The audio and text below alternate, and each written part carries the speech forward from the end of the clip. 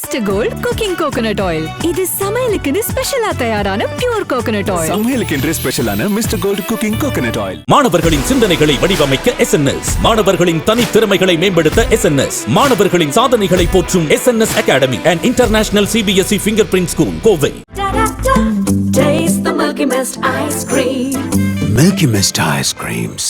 இவங்களை தெரியாதவங்க யாருமே இருக்க முடியாதுங்க. கிட்டத்தட்ட 6 வருஷம் முன்னாடி வெளியான ஒரு படம். அந்த படத்தோட போஸ்டர் இப்போ ரீசெண்ட் டைமில் பயங்கரமாக ட்ரெண்ட் ஆகிட்டு இருக்கு அப்படின்னு நம்ம சொல்லலாம். மிகப்பெரிய ஒரு பிஸ்னஸ் மேன் இப்படி ஒரு போஸ்டரை ட்ரெண்ட் பண்ணுறது அப்படிங்கிறது சாதாரண விஷயமே கிடையாது. ஆனால் இப்போ இருக்கிற காலகட்டத்தில் பார்த்தீங்கன்னா ஹாலிவுட் ஆக்டர்ஸை தாண்டி ஒரு நாளில் பல மில்லியன் வியூஸை தாண்டி இந்த போஸ்டர் போய்கிட்டு இருக்கு. அண்ட் அதுக்கு சார்ந்தவங்க இவங்க தான். So welcome sir, Durai Sudhakar sir and Dona Rosario ma'am. வணக்கம் மேம். சார், நாங்கள் வந்து ஜூஸில் ஸ்ட்ரா போட்டு பார்த்துருக்கோம் சார், மில்க் ஷேக்கில் ஸ்ட்ரா போட்டு பார்த்துருக்கோம். ஏன் ரீசெண்ட் டைமில் இந்த கிரிஞ்சு மாதிரி கோகோனட்டில் இதில் காஃபியில் ஸ்ட்ரா போட்டெல்லாம் பார்த்துருக்கோம். ஆனால் கோகோனட்டில் ஸ்ட்ரா போட்டு இப்படி அந்த லவ்வை நம்ம டெவலப் பண்ணலாம் அப்படிங்கிற ஐடியா எங்கேருந்து சார் பிடிச்சது? இல்லை, இது எல்லாமே பேப்பர் ஒர்க்கில் நடக்கலை, எல்லாமே ஃபீல்டில் அந்த இடத்துல ஒரு கேஷுவலாக நடந்தது தான். அப்படி தான் ஒரு பேப்பரில் எழுதி இளநீரை வைத்து 2 பேரும் ஸ்ட்ரா போட்டு உறிஞ்சவும் அப்படின்னு எல்லாம் பேப்பரில் இல்லை. இது எல்லாமே அங்கே அந்த களத்துக்கு போனோன்னா ஒன்று கிடைக்கும். இப்போ நீங்கள் கேட்குற கேள்வியில் என்கிட்டேருந்து ஒரு ஆன்சர் வரும். அந்த மாதிரி அந்த களத்தில் நடந்த ஒரு அந்த சீனை மட்டும் ரீக்ரியேட் பண்ணிடலாமா சார்? ஒரு தடவை கஷ்டப்பட்டு வாங்கிட்டுலாம் வந்திருக்கோம் சார். உங்களுக்காக தப்பாட்ட மூவியின் முக்கியமான ஒரு ஷாட், எலான் மஸ்க் அவர்களே பகிர்ந்து கொண்ட ஒரு ஷாட்டை லைவாக நமக்காக பண்ண போகிறாங்க துரை சுதாகர் சாரும் Dona Rosario ma'am. Ma'am ready? Sir, நான் வேணா இந்த இடத்துல டைரக்டராக இருந்தால் ஆக்ஷன்னு சொல்லவா sir? Okay, ready, rolling action.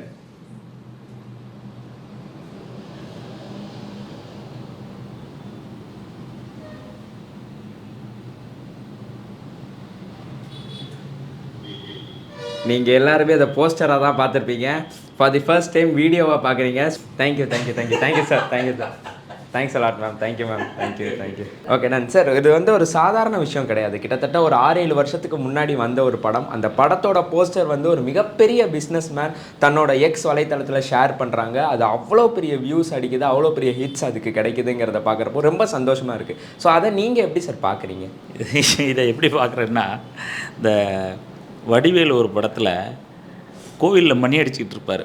Okay, மணி அடித்து ரொம்ப கஷ்டப்பட்டு பார்த்தா அந்த வேலை அவருக்கு இன்ட்ரெஸ்ட் இல்லாமல் பண்ணிகிட்ருப்பார். திடீர்னு ஒரு காலகட்டத்தில் அவருக்கு கவர்மெண்ட்டு ஆர்டர் வந்துடும் ஜாப்புக்கு. அது அப்போ சொல்லுவார்ல, நான் அடித்த மணி இந்த கடவுளுக்கு கேட்டுச்சோ இல்லையா, அந்த கவர்மெண்ட்டுக்கு கேட்டுச்சான்ட்டு. அந்த மாதிரி இந்த தப்பாட்டம் படம் வந்து எலான் மஸ்க்கு கேட்டுச்சுங்கிற மாதிரி படம் வந்து அது என்னென்னாங்க பப்ளிசிட்டி எல்லாம் பண்ணியும் தேட்டரில் பெரிய லெவலில் போகலை. அப்போ நாங்கள் பட்ட கஷ்டங்களும் அதை பற்றின நாங்கள் பண்ண ஃபீலும் தமிழ்நாட்டு மக்களுக்கு கேட்டுச்சா இல்லையா, மஸ்க் வரைக்கும் கேட்டுருச்சு. இன்னொன்று, இந்த சமூக வலைத்தளங்கள், இந்த மீம்ஸ் கிரியேட்டர்கள்லாம் நம்மளை வச்சு செஞ்ச அந்த மீம்ஸு அவங்களுக்கு அது காமெடியாக இருந்தாலும் எங்களுக்கு அது வளர்ச்சியாக அமைஞ்சிருச்சு. ஏன்னா இன்றைக்கி யாருன்னே தெரியாத இந்த என் பேர் சுதாகர், அந்த பொண்ணு, இவங்க 2 பேர்லாம் இந்த தப்பாட்டம்ங்கிற ஒரு படத்தை உலக லெவலில் கொண்டு போய் இந்த ஒரு டைட்டில் கொண்டு போய் ரீச் பண்ணுறதுக்கு நாங்கள் எத்தனை கோடி செலவு பண்ணியிருந்தாலும் இதை உலக லெவலில் ட்ரெண்ட் ஆகியிருக்க முடியாது. இந்த ஒரே இது ஓஹோ வாழ்க்கைம்பாங்கல்ல, இந்த ஒரு நாளில் ஒவ்வொரு நைட்டில் அம்பானி ஒபாமாகறாங்கல்ல, அந்த மாதிரி இந்த ஒரு நாளில் ஏன் அப்படின்னா சொல்லப்போனால் நாங்கள் இந்த படம் பண்ணிவிட்டு ஒரு நடிகர் சங்கத்தில் சேரப்போனால் கூட இதெல்லாம் ஒரு மேட்டராகவே அவங்க கன்சிடர் கூட பண்ணலை. ஏன்னா நம்ம அதை குறையாக சொல்ல முடியல. ஏன்னா இது ஒரு சிறிய படங்களுக்கு உண்டான அங்கீகாரம் அந்த அளவுக்கு தான் இருந்துச்சு. ஆனால் இது ஒரு தமிழ் படத்தோட போஸ்ட் பண்ணுற லெவலுக்கு இப்போ இன்றைக்கி அது வளர்ந்துருக்கு அப்படின்னா உண்மையிலேயே அது நம்ம தமிழ் திரையுலகத்திற்கு கிடைச்ச ஒரு அங்கீகாரமாக தான் அதை நம்ம நினைக்கிறோம். மேம் கிட்ட ஒரு கேள்வி. மேம், ஆக்சுவலி தப்பாட்டம் அப்படிங்கிறது தான் உங்களோட முதல் படம். ஸோ முதல் படம் அப்படின்னாலே ஒரு நடிகையாக இருக்கட்டும், நடிகனாக இருக்கட்டும், எல்லாருக்குமே முதல் குழந்தை மாதிரி நம்ம அவ்வளோ பார்த்து ஒவ்வொரு விஷயமும் நம்ம செய்வோம். ஸோ அந்த படம் வெளியானப்போ கிடைச்ச வரவேற்பை விட இப்போ அந்த வரவேற்பு கொஞ்சம் லேட்டாக கிடைத்தாலும் பெரிய அளவில் கிடைக்குது. ஸோ அதை நீங்கள் எப்படி மேம் பார்க்குறீங்க? ஆஸ் அன் ஆர்டிஸ்ட் எனக்கு இது ஒரு ஆஸ்கார் கிடைச்ச மாதிரி தான்.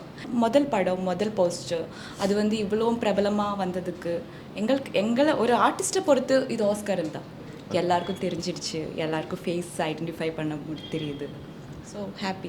நம்ம ஒரு விஷயம் வந்து ஒரு முயற்சியோட நம்பிக்கையோட பண்ணிக்கிட்டே இருப்போம், ஆனால் அது ட்ரெண்ட் ஆகுதுங்கிறது நமக்கு தெரியவே தெரியாது. ஆனால் ஒரு நாள் தெரியிறப்ப அடடா பரவாயில்லையா நம்ம போஸ்டரா கிள்ளிலாம் பார்ப்போம், இது கனவா இல்லை நனவா அப்படிங்கிற மாதிரிலாம் நம்ம நிறைய விஷயங்கள் பார்ப்போம். ஸோ அந்த மாதிரி உங்களோட போஸ்டர் ட்ரெண்ட் ஆகிட்டு இருக்கு அப்படின்னு தெரிஞ்சப்போ உங்களோட ரியாக்ஷன் என்னவா இருந்தது, உங்கள் மனநிலை எப்படி சார் இருந்தது? இந்த போஸ்டர் போடும்போதே சில நேரங்களில் பத்திரிகைகளில் கூட இதை பிரசுரிக்க யோசிக்கிறாங்க.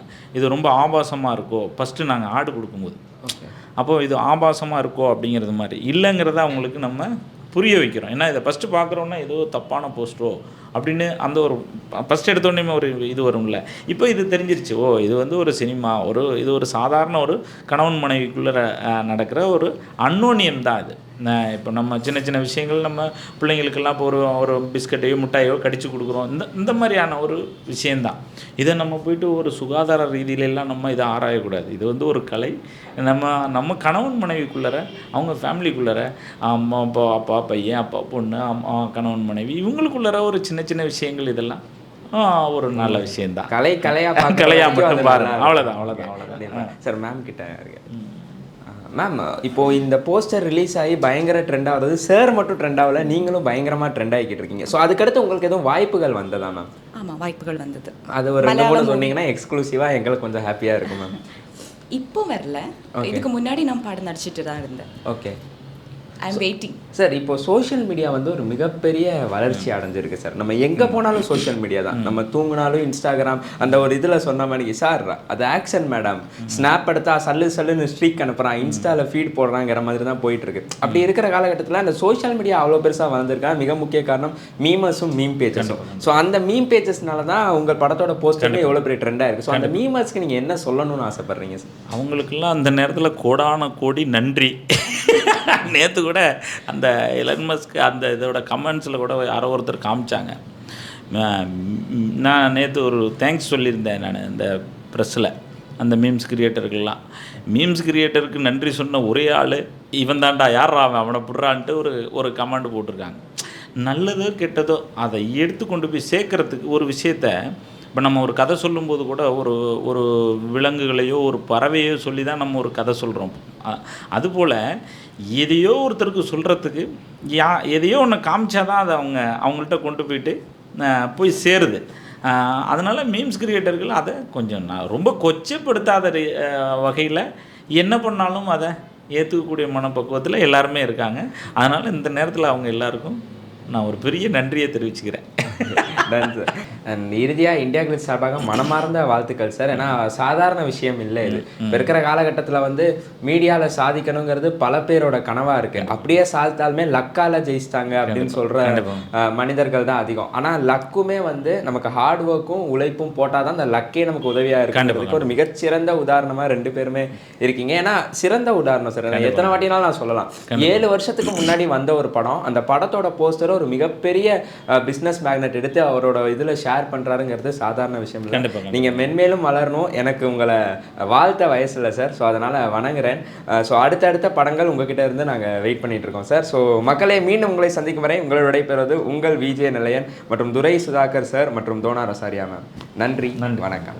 Mister gold cooking coconut oil. இது சமையலுக்குன்னு ஸ்பெஷலா தயாரான பியூர் கோகனட் ஆயில். சமையலுக்கென்று ஸ்பெஷலான mister gold cooking coconut oil. மாணவர்களின் சிந்தனைகளை வடிவமைக்க SNS, மாணவர்களின் தனித்திறமைகளை மேம்படுத்த SNS, மாணவர்களின் சாதனைகளை போற்றும் SNS Academy and International CBSE Fingerprint School, Kovai. Taste the Milky Mist ice cream. Milky Mist ice creams.